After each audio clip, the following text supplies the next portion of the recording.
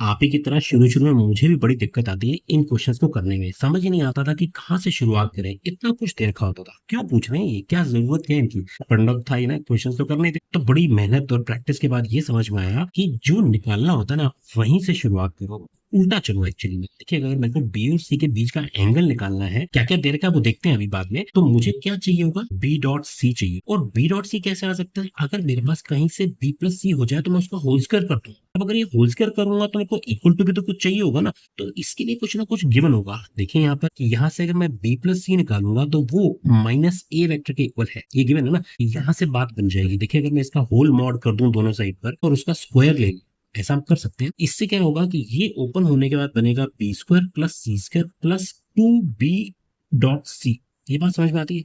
Equals to ये हो जाएगा ए स्क्वायर। देखिए अब फायदा हो गया। इसका मैग्नीट्यूड हमें मालूम है 1 है, यूनिट वेक्टर दे रखे ए और बी, और सी स्क्वायर कितना हो गया 4 हो गया ये।